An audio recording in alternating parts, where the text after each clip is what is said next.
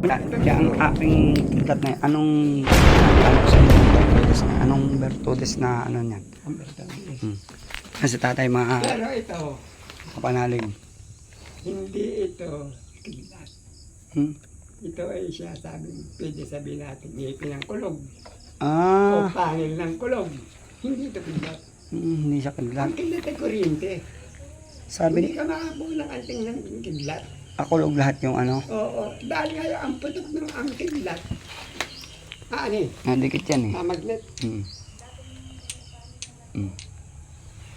Yung alam mo, ito, yung may danyo, may mga epektibong, mga affected area ng kadagawan na masama, na danyuhan, pag inilapat mo ito sa katawan, yung mga airborne na hangin na masama sa katawan, ramdam ng pasyenteng bumababa, umaalis dahil dito para may paggalang at takot dito. Eh tatay, ano naman yung ahas nyo na yan? Wala yung lang yan. Parang lucky charm ko lang. May binigyan din ako ni Kuya Ding ng ahas na ganyan nasa bahay. Nakita daw yun sa balite.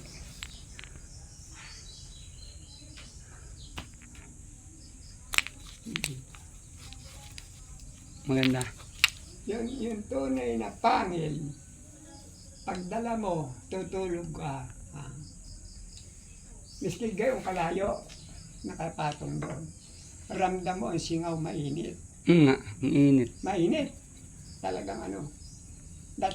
Pag ang sinsya ang tinanong mo, sinsya, Sa science. ang tinatawag na scalar energy.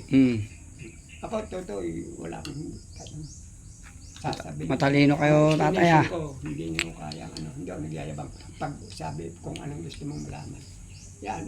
Yan nga ay magaling sa gamutan. Eh tatay, ang bulalakaw naman. Ang bulalakaw, huwag ka maniwala agad yan. Alam mo kung basta lang ibibigay sa'yo, huwag ka maniwala dyan. Hindi kung ikaw nakahunting ako. Ako'y hunter ako ng bulalakaw eh. Ay, Marami mga bato na dahil nakikita, alam mo yung nakukuha. bulalakaw. Hindi man yung agad sa langit at kita mo ito, bumakan, malalayo. O hindi marami bumaon. Baga sabihin ng ibang nakakita, ay kay bulalakaw eh.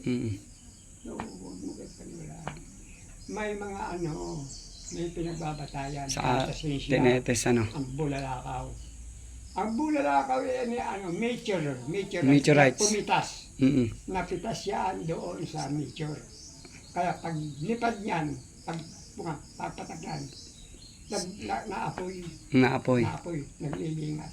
Dahil yung heat energy, yung bilis niyan, Yung friction. yun ang mayroong nakakaliwanan.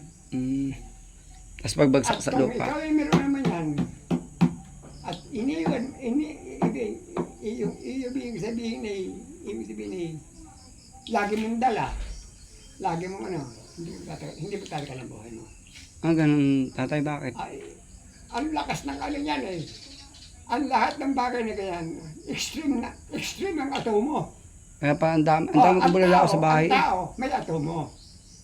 Ang tao, pagdating sa isang tao, dalawang tao, tatlong tao, apat, pito, ang atomo niya padagdag dahil kumakain, lumulusog. Pero pagdating sa nasa mga 40-50 na, siyempre nakukonsume ng ating katawan, nababawasan ng atomo. Pumayat ako bigla nung ako'y Yung atomo, normal. Pag ay sumabra, hindi kakayanin ng puso mo. Mamamatay ka. Salamat tatay. Kasi tatay, ano pangalan niyo? Nalimutan ko eh. Nalimutan ko pangalan niyo. Hener. Si tatay Hener. Saba ko. Yun ay, sabi ko, hindi lahat ng mga bato. Ingat, ibababad at inunaw. Papatayin ka. Salamat po guys. Ay, kung